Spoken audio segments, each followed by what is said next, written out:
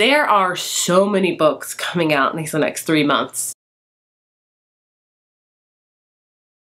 Hello everybody, today I am here to share with you all of the spring releases I'm really excited for. So at the beginning of this year I did a whole video of my most anticipated book releases of the year, which is a great video to check out if you want to know what books I'm really planning to read this entire year. But I always do seasonal ones because there's always some that I miss or that are not announced that just come up like the month before. So I always like to do seasonal ones. So I do like a spring, a summer, a fall, and winter. And I just really like doing them. It's kind of like a catered, these are the books I'm really going to check out and probably read in these next 3 months in case you want to know. So the months I will be focusing on today are like the spring months, so March, April, and May. So those are the 3 months I'm going to talk about, and these are all the books that I'm really interested in reading. Of course, there will probably be some that I forget because I try to do research, but I'm not the best, and there are some that will just pop up and I've never even heard of, and then it comes out and then I'm like, oh, I really want to read that. So as always, I will miss some. So if you have any that you think I will want to read or that I should check out for these next 3 months, please leave them down below. I will be looking at my phone because that is where I have all of my notes stored for this. So first up, we're going to talk about March, and some of these books have already actually come out because this is a little bit into March. First up is House of Earth and Blood by Sarah J. Maas. This is the first book in her new series called Crescent City. I don't know barely anything about this. By the time you're seeing this, I have probably already read it, so pre-filming for the win. This one, I know, it's a new adult fantasy series, which I'm very interested in reading her adult version of fantasy, I guess. The story of half fae and half human Bryce as she seeks revenge in a contemporary fantasy world of magic, danger, and searing romance. I do enjoy Sarah J. Maas's books, so I am excited to check this one out. Next up on March 3rd, which is already out, is In 5 Years by Rebecca Searle. I should have already read this, but it's just sad, so that's my reason. So this one, that has a very intriguing premise. So we have Danny, who lives life by her numbers. She has everything in her life set up for her. She has a great boyfriend, things like that. Then she goes in the job interview. And at the job interview, the interviewee asked, where do you see yourself in 5 years? And so she answers, the correct things and things like that. Then she leaves the job interview, then she gets engaged that night. And when she falls asleep, she wakes up 5 years into the future. She wakes up next to a man that she's never even met before, and she's just like, what is happening? And then when she goes to sleep again into 5 years in the future, she wakes up back in the present, like 5 years in the past, and everything's the same. And she's like, was this a blip? Was this a dream? Was this real? I don't know. And basically it says, In 5 Years is an unforgettable love story, but it is not the one you're expecting. And I've kind of already spoiled myself with it, which is why I haven't read it, because it's sad and I'm just not quite ready for that yet. Moving on. Speaking of sad books, we have The Two Lives of Lydia Bird by Josie Silver. I am planning to read this because I really have to, because I really love Josie Silver's writing. So this one is about Lydia and Freddie. And Lydia and Freddie have been together for 10 years. They're in love. Everything's great. And then Freddie gets killed in a car accident, which leaves Lydia very devastated, obviously. And she doesn't really know how to cope. And then she starts to cope. And then basically, then something inexplainable happens, giving Lydia the chance to live 2 lives impossibly at once. She's able to return to a world where Freddie alive still owns her heart. But there's someone in her new life, her real life, who wants her to stay. This sounds heartbreaking and all that stuff. Am I ready to read it? Probably not. Also on March 3rd, we have The Kingdom of Back by Marie Lu. This is a new YA fantasy series that she is writing. And all I know, it's pretty much a retelling or reimagining of Mozart and his sibling. And that's really interesting to me. I like Mozart. I really love the movie Amadeus, as weird as that is. My husband made me watch it years ago and I love it. So I definitely want to check this one out. I don't know when. Like I said in my previous videos, I've been kind of out of the YA fantasy game. So maybe this one will bring me back into it. Lastly, on March 3rd, we have Moment of Truth by Casey West. This is another YA contemporary book. I don't know much about it. The plot really kind of confuses me, if I'm honest. It's about a girl named Hadley, who's 16. She's a swimmer. And then she meets this guy that's like a Heath Hall lookalike, which Heath Hall is a very famous person, I guess, in this world. I don't know. And the whole determination is if he's real or not. I don't know. This is the first Casey West book where I read the plot and I was like, what? But Casey West writes really cute, fluffy books, so I will read it and probably love it, even though I don't understand the plot really. On March 10th, we have Undercover Bromance by Lisa K. Adams. This is her second book in her bromance series. I don't know. I read the first book last year. I think it was called The Bromance Book Club. And it's cute. It's cheesy. I'd say if you just want a quick, fun read, read it. If you're looking for something really in-depth and really romance heavy, maybe not the one for you, but it's just a cute, cheesy read, honestly. So this one is about Liv and Mac, who Mac has always wooed women, and then it says he's never met a woman he couldn't woo except Liv. And she's a chef and things like that, and the book club is eager to help Mac figure out the way to Liv's heart, even though she's determined to squelch the sparks between them before she gets burned. So a cute romance one if you're interested in. The last book I have in March is The Honey Don't List by Christina Lauren, which comes out on March 24th. I love Christina Lauren books. They write adult romance books, and I've read the majority of them and enjoy it. So this one is about two characters that work for, kind of think of the Gaines family, Chip and Joanna. I don't know, keep up with them.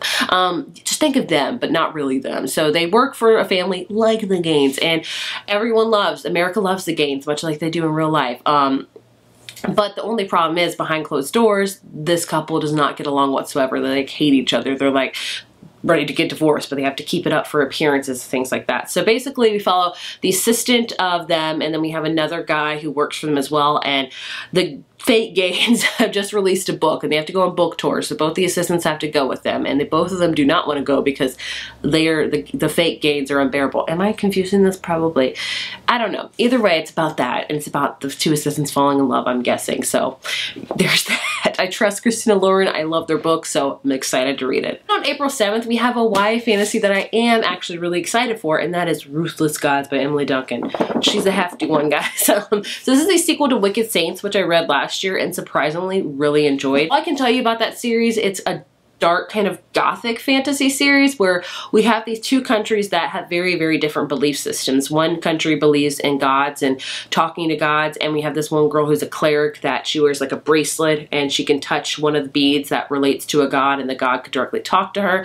Then we have the other country where they have like kind of a king and prince and things like that, and they believe in blood magic. So they like have a spell book tied to their hip, and whenever they want to do magic, they like tear out a page, and it is kind of gory because they do dip it in their own blood to activate the magic. So basically this book is about these two countries that kind of are warring, you know, things like that, and then they team up together.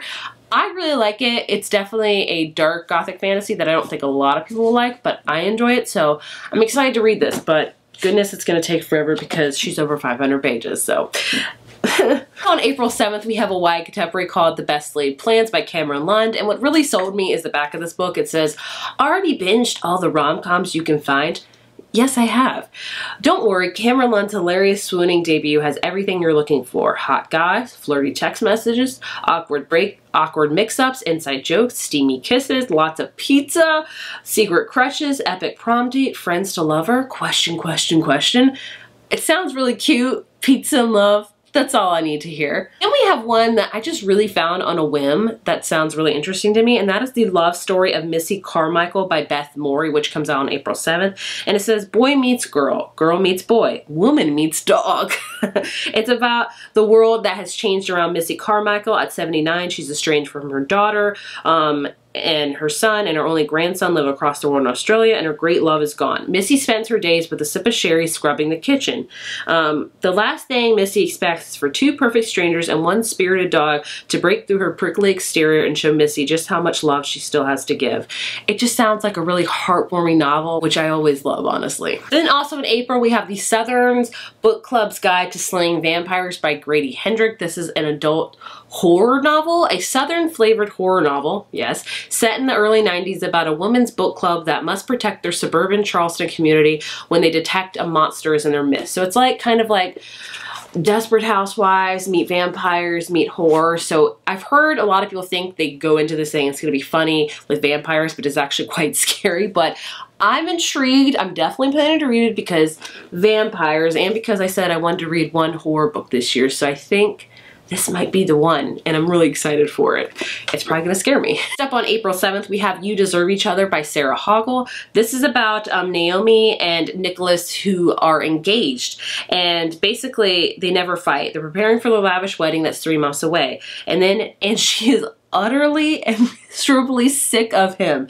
Naomi wants out, but there's a catch. Whoever ends the engagement will have to foot the non-refundable wedding bill. When Naomi discovers that Nicholas too has been feigning contentment, two of them head-to-head, all out in battle, pranks, sabotage, and all-out warfare. But with the countdown looming, a wedding that may or may not happen, Naomi finds her resolve slipping, because now that they have nothing left to lose, they can actually be themselves and having fun with the last person they expect, each other. So just sounds wild. You're engaged to somebody, but you're not really happy, which begs the question, why were you engaged? But that's a different story, I guess. I don't know. We'll figure out. So it's about them trying to get on this engagement, and they go on a prank war, and then they realize, hey, maybe I do love you. It sounds like really odd, but like I want to check it out. Who knows? April 14th, we have the Happily Ever playlist by Abby Hemezin.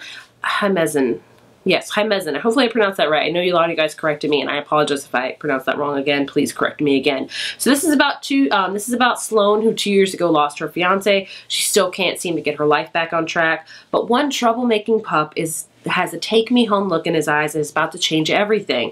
So she has a new pet. She's finally feeling like herself. And then after weeks of an unanswered text, Tucker's owner reaches out. He's a musician on tour in Australia, and he wants his dog back, which I'm like, where were you at? Why are you in Australia? Why is your dog not with you? But it sounds cute. It's kind of got that, it just sounds really adorable, honestly. Then we have another book that I just found on a whim and really thought the tagline was very interesting, and that is The Big Finish by Brooke Fossey, which comes out on April 14th. And this is about Duffy, an old curmudgeon that says, who lives in an assisted living home. And then we have Josie, a desperate young woman who climbs through his window. Together, they're going to learn that it's never too late or too early to change your ways. For Duffy, life boils down to one simple thing, maintaining his residence at this place. And without it, he's destined for the roach-infested nursing home down the road. So I think it's like just basically about an older man meeting a younger woman, and they kind of go like on an adventure together. I don't think any romance, just friendship, which sounds amazing. It kind of reminds me of like A Man Called Uwe, so I'm there for that. Then on April 21st, we have Time of Our Lives by Emily Wibberley and Osman Sikh Mabroka. And this is about Fitz, who waits in fear for the day his single mother's early onset Alzheimer's starts stealing her memory. He's vowed to stay close to home to care for her in the years to come. Never mind the ridiculous college tour that she's making him go on. And then we have Juniper, who is counting the days until she can leave her home, a home crowded with 5 younger siblings and like no privacy. And against their wishes, she goes on a college tour, and basically Fitz and Juniper meet, and I think they fall in love. But the problem is Juniper wants to get out of her house, and Fitz wants to stay home. So how is that going to work out? I've read both of their books before. I really enjoy them, so it's going to be a really cute YA contemporary book that I will probably fall in love with. Moving into May, I have The Tourist Attraction by Sarah Morgenthaler, which comes out on May 5th. This is a cute, funny book set in Alaska, where we have a girl that goes on a trip to Alaska for 2 weeks, and then she meets the owner of this diner called The Tourist Trap named Graham, who kind of hates all tourists, and then I think they fall in love. Cutesy. The reviews have not been the best about this, but I'm a sucker for books set in Alaska, and I'm a sucker for romance, so I think I'll probably enjoy it, honestly. I don't think I'm going to expect much from it, but who knows? I'm hoping to be surprised. Also on May 5th, we have Chasing Lucky by Jem Bennett. This is a YA contemporary. It's about a budding photographer, Josie, and her single mom have been on the move for forever. And then they decide to move back home to their historical New England hometown years later to run the family bookstore. Josie knows it's not forever, so she doesn't decide to get attached. And then she meets the bad boy, Lucky Karis, outside rebel and her former childhood best friend. So we're going to have a friends to lovers, and it's going to be really cute. Historic bookstore photographer. Yes, yes, yes, and yes. Then on May 12th, we have The Trouble with Hating You by Sanja Patel, and this is about she's a successful biochemical engineer and a happily single woman. And then she realizes that her parents' dinner party is a setup to meet the man they want her to marry, so she decides that she, leaves. To her imagine, the same guy shows up at her office a week later, who is her new lawyer to hire to save her struggling company. And his name is Jay, who looks good on paper and off, especially if you like that whole gorgeous, charming lawyer in a good suit thing. As witty as their office banter turns into late-night chats, Lila starts to think that maybe he might be the one man who truly accepts her. For falling for each other means exposing their painful past. Will Lila keep running, or will she finally give love a real chance?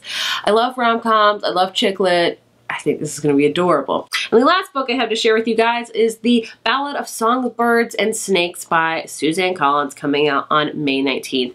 I think when we all saw this, we were very excited because we were like, ooh, we're going to go in the past. I think we learned especially that it was going to be in the past. I love when books decide to do like prequels and stuff because they don't mess up with the stuff that's already set up that, you know. And you, Harry Potter, the Cursed Child. But I love when they go back in time, and I was like really intrigued. And then we learned that it was going to be about President Snow, which I'm like, it could be about anybody else. It's not even a person we never even met I would have just been interested in, but we have to have President Snow. So yeah, it's about President Snow, 60 years before the Hunger Games, and starting on the morning of the reaping of the 10th Hunger Games with President Snow.